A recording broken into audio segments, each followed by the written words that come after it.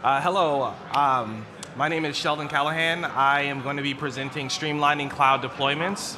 We're going to be talking about using Atlassian tools and Heroku and deploying and automation. I'm a developer advocate at Atlassian, which means that I help developers be successful on our platform. You can find me at Sheldon Concept on Twitter. I'm going to talk a little bit about myself. As a developer, I also run a Shaolin temple in Oakland that I inherited from the Shaolin monks, and I also do all of their Salesforce development and deployment on a volunteer basis as well.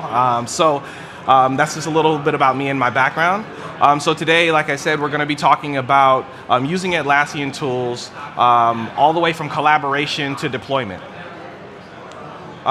So Atlassian is just like Salesforce. We have a integrated marketplace that we build apps for our tools as well to create a vibrant application, economy. So we build tools around integration, deployment, planning, and building. We have lots of developers that are building things, including Salesforce and Heroku, lots of integrations, especially around DevOps. So these are just a few of the people that are building on Atlassian tool. So our agenda, we're first going to talk about the strategies of collaboration all the way to deployment. We'll be talking about the tools that we're using, as well as how to set it up, developer workflow, developing and deploying your application on Heroku. So the first thing I'm going to talk about my story. I work remotely. All of my coworkers are in either Brussels, Sydney, Australia, or in New York. So we're not in the same co-location most of the time. So we have this huge gap of communication by geolocation and also timing. So in order for us to work together collaboratively, we have to have tools that bridge those gaps. So I'm going to talk about some of those tools. So the first thing is the strategies that we use to bridge some of these gaps. So the first important thing for anything that we're working on is having proper requirements and requirements documentation. Also that we can share, that everybody can see. The second for us is having the ability to have a ticket system so that we can strategize our work around those requirements and know who's working on what. Then the next thing for us is having a war room. A war room is basically a central point of communication where all of the information about the project flows through. And then, of course, revision control. Modern software really demands that we have the ability to have different versions and revisions and be able to go back if there's a failure in the code. Then the last thing is we understand at our organization that code collaboration is very important, and it reduces bugs and other problems, and also it creates more creativity. So pair programming is very important to us as well. So in order to bridge those gaps, just to reiterate, first, we have our requirements, which turns into tickets, which in turn turns into code, which in turn turns into versions and revisions, which in turn gives us things to talk about that may turn back into we're changing requirements if we go in the wrong direction. And so it becomes this infinite loop of a feedback loop of our development cycles. And so when we have all those things in place, then that bridges the gap for us across time zones. So the project that we're going to be working on is a project that we're going to be building that's going to show the different locations of our environments, our local environment, our dev environment, our staging environment, and our production environment. So it's really actually simple code that our local environment is going to be on Cloud9, which is a collaborative cloud IDE. Then we're pushing the code to our dev environment in Heroku, then pushing it to our stage environment, and pushing it to our production. And we simply want to just show which environment that we're in while we're going through this process. So the basic simple code, this is a Node application. All we're literally doing is pushing the environment variable, the node underscore env, to the view, which we're showing as a plug HTML template. So now we're going to talk about the tools that we're going to use in order to execute on those strategies. So we're going to look at these strategies, and now we're going to look at the tools that correspond with those strategies. So we use Confluence, which is our online wiki that allows us to communicate and collaborate on documents interactively, very much like what you've experienced with like Google and some of these other applications, except it's done in a very structured way, and it's great for organizing your documents in your corporation. Jira, we use that for creating tickets based off of the work that comes from the requirements. We use Stride, which is our new chat application. Many of you may be familiar with HipChat if you've used HipChat before, but this is our new cloud offering. This is where we're going to have our war room where all of our information is going to flow. Then the next is Bitbucket. Many of you are familiar with Git and revision control. Bitbucket is a revision control system that also allows you to have private repositories, even for free, until you build a bigger team. And then Cloud9, which is not our application, but it is a great cloud IDE to do code collaboration. I'll be using it for the examples in this talk. So now we're going to talk about setting all of this up. So just to reiterate, the environments that we have is the local Cloud9 environments, Bitbucket, which is our code repository, but it's also our CI/CD, which is our continuous integration and continuous deployment option. And then we have all of the different environments of Heroku that we'll be pushing to. So it's going to look like this. There's three of the devs that are working on my team. There's myself, Peter, and Ralph. We'll be in Cloud9. Not only can we have our own environment, but we can also share and collaborate interactively in the code at the same time for pair programming. We're going to push our code to Bitbucket, which is going to automatically deploy to the environments that we wanted to deploy to based off of the ticket name that we have in Jira. Now we could take this further, of course, and we could have dev environments for each of the developers, and based off of the name inside of the Bitbucket repository, we can automatically push to those different environments. Today I'm only going to be talking about the first one, which is just pushing to dev, staging, and production. So now, Confluence. We're going to talk about setting up Confluence. It's really simple. So Confluence is organized into spaces. And in the spaces, we have a software space that gives us a product requirement template. I'm going to create a product requirement document. It gives you all the kind of boilerplate that you need in order to build. So I'm just going to create this. I'm going to call it Heroku Deployment Project. I'm going to use that name as it's kind of a template for everything I'm going to build.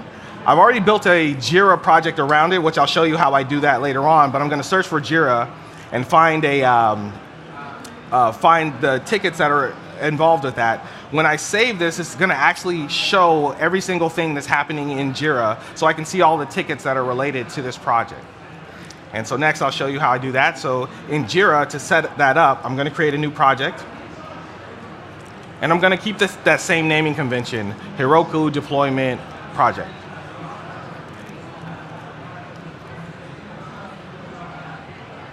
And when I create this project, I want to start creating tickets based off the work that was in the requirements. So I'm going to do it out of order, which generally happens when you're creating tickets. You're just kind of throwing everything in the backlog. So the first thing I'm going to create is, let's do some tests, like some test-driven development. So we're going to create some test code. We're going to test some code. And then what we want the application to do is we actually want to display some text on the screen. So we're going to create a story around that. And then from there, of course, we have to write some code. So then I'm going to organize this in our backlog, and then I'm going to actually put it into our sprint. So let's move some stuff around. Just going to simply move writing code to the forefront, display some text, and then we're going to test everything. So I'm going to create a sprint from that.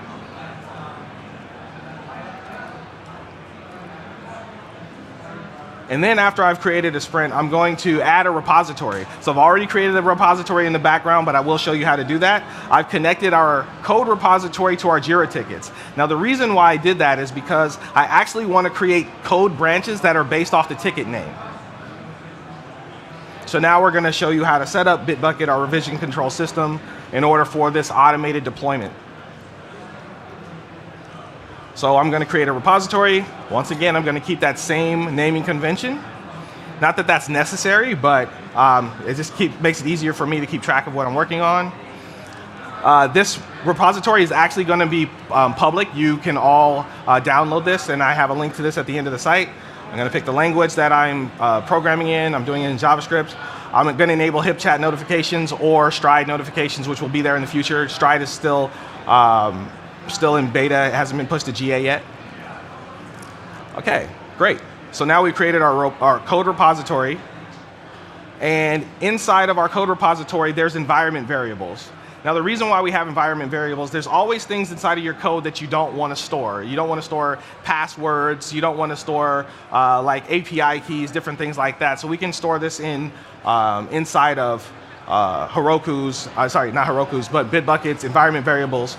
And we'll be using environment variables throughout this talk. The other thing is it allows your code to be portable. So the different environments can act differently depending on what environment they're in. So now we're going to set up Bitbucket pipelines. Bitbucket pipelines is our CI/CD solution that allows you to do automated deployments every single time you commit your code to the repository. So I'm just going to set up Bitbucket pipelines. It's very simple. It already has a YAML file that's a default YAML file, which will run the pipeline. So it's going to automatically install dependencies, run tests, and I'm going to download that code into my IDE. But I'm going to change it. I'm actually going to put in the code that I want to put in, not the default. And I'll talk about this code, this Bitbucket YAML file, in a second. So now we're going to set up our war room. This is our single point of communication where you can see all of the things from the project. So I'm going to create a war room. I'm going to create a room. And I'm going to name it the Heroku Deploy Project War Room. And then once that's done, I'm going to add the different add-ons. So this is another opportunity for people building applications. You can build Stride applications, Stride bots, different things like that on our platform, or anything that helps improve the development process. So we're going to add some apps. This is our app exchange where there's going to be more applications that are in here. So right now, only our applications are here. So I'm going to add this war room for Jira. So now I can see all the Jira tickets that will flow into our war room. And then I also additionally want to add Bitbucket as well. So I can add Bitbucket, I can add Confluence. So any changes that happen inside of those applications will now post to our chat application. So I'm going to authorize these applications. And I want to find the Jira project that it's related to. So I'm going to look inside of my cloud environment, and I'm going to find the project that's related to it. And then I'm going to click on all of the notifications that I want. You can turn these on or off, whatever ones that you think are appropriate for your project. And now, that's done. Great. So now I'm going to add some people. So I'm going to add Ralph and Peter to my project so that they can see everything that's going on inside of the war room. Peter runs our community at Atlassian, and Ralph is another developer evangelist like myself.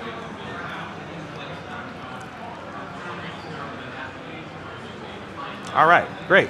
So everyone's in there. So now I'm going to talk about Cloud9, setting up Cloud9 and its environment variables. So we're going to simply create a new project inside of Cloud9. We're going to name it the exact same thing, the Heroku Deployment Project, and create a workspace for that. I'm going to download all of the code from Bitbucket.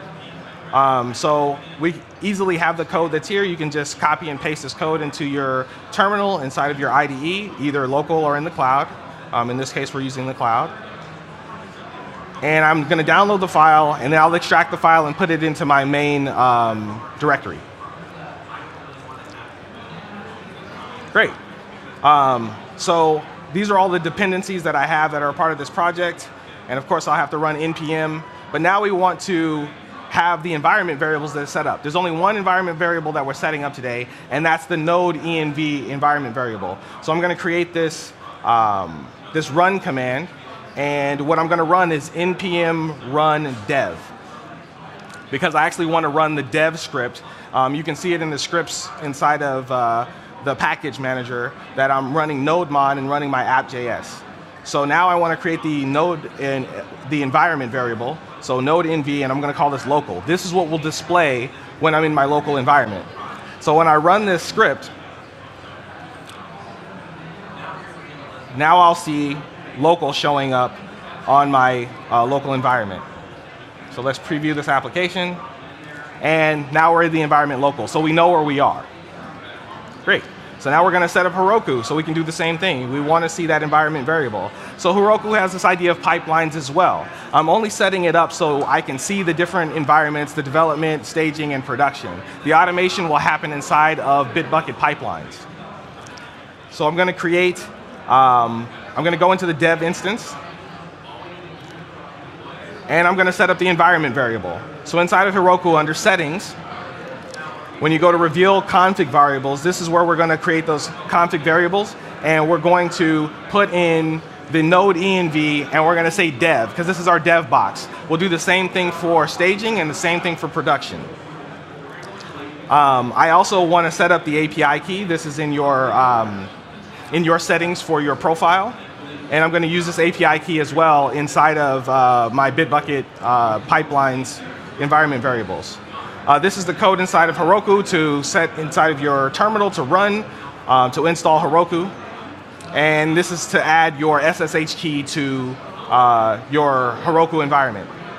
So now we're going to talk about developer workflow. So the developer workflow that we have here is we have this stable master branch.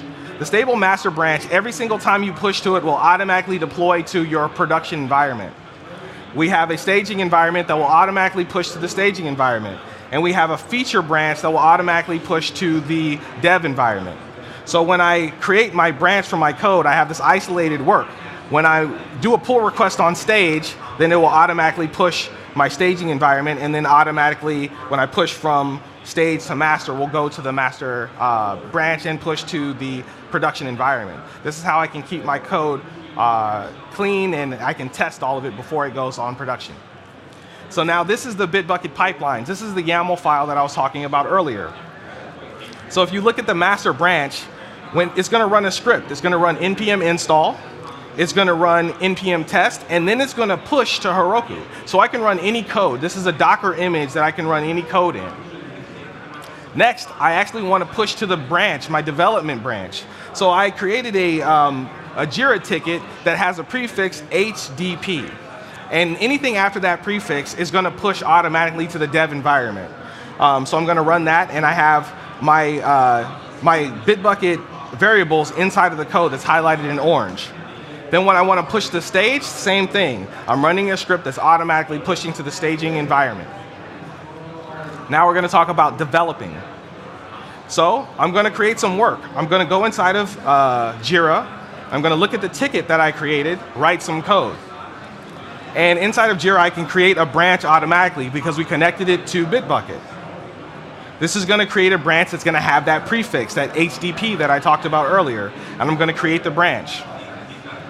From here, I can just literally copy this code, go to my IDE, put it in, and it will create the branch and check out that branch. Now I'm in my HTTP branch. I'm going to push this code back to Heroku. Automatically, Bitbucket Pipelines knows that this is going to the dev environment because it has that HTTP prefix. So here we go. We're going to look at some of the code. I'm just going to make a slight change here. Just going to add this little space. This is the development that I want to do. And then I'm going to push this change.